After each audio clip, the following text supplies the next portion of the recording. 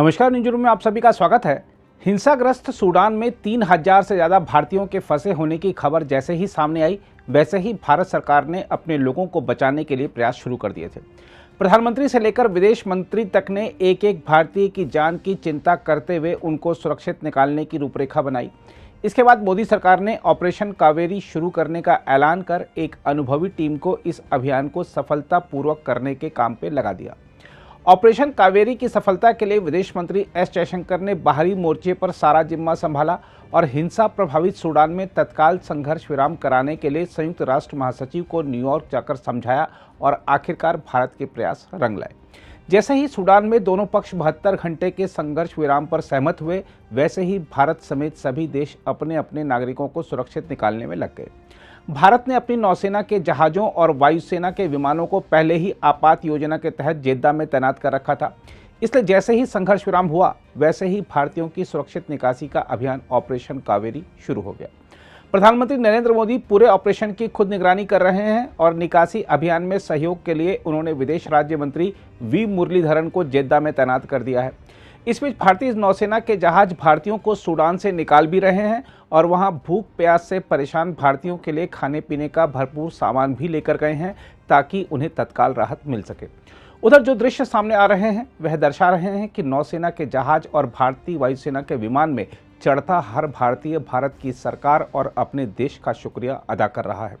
हाथ में तिरंगा थामे जब भारतीय सूडान छोड़ रहे हैं तो अपने देश जल्द से जल्द पहुंचने की उनकी चाहत देखते ही बन रही है। यही नहीं, जिंदा बचने की आस छोड़ चुके भारतीय अब कह रहे हैं कि मोदी है तो सब कुछ मुमकिन है। नौसेना के जहाज आईएनएस सुमेधा और आईएनएस तेग तथा भारतीय वायुसेना के C-130J विमान जैसे ही सूडान से निकल रहे हैं, वैसे ही भारत माता की जय के नारे गूंज रहे हैं। जब से वॉर स्टार्ट हुई थी वहाँ पे एकदम से प्रॉब्लम सूडान आए एंड देन अब उन्होंने हमें यहाँ शिप भी भेज दिया है। इंडियन नेवी हमारा पूरा अच्छे से ख्याल रख रही है, हमारे बच्चों को अच्छे से टेक केयर कर रही है एंड लाइक खाना बड़ा अच्छा मिला है। अब लग रहा है कि हाँ सेफ हाथों में और घर इंडिया पहुँच जाएंगे। I'm Sophia. I'm from Tamil Nadu. I was residing in Khartoum too. And during the war situation, the situation was very bad. There was no electricity, water for 4-5 days. And now we are safe in the ship. And now we feel more safer.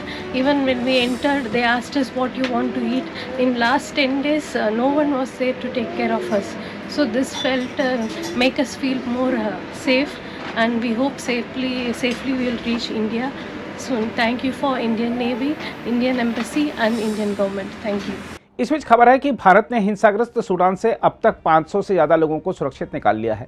278 नागरिकों के पहले जत्थे को नौसेना के जहाज INS Sumedha के जरिए निकाला गया और वहां फंसे शेष भारतीयों के लिए जरूरी राहत सामग्री पहुंचाई गई।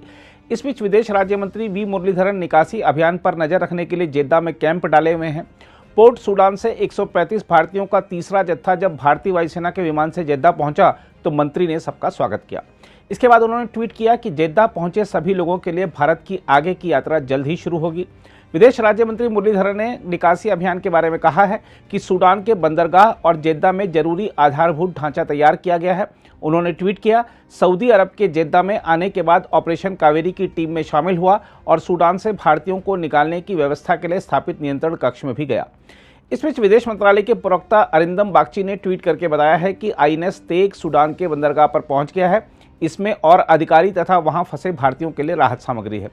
इससे सूडान के बंदरगाह पर दूतावास के कैंप कार्यालय द्वारा किए जा रहे निकासी प्रयासों को बल मिलेगा।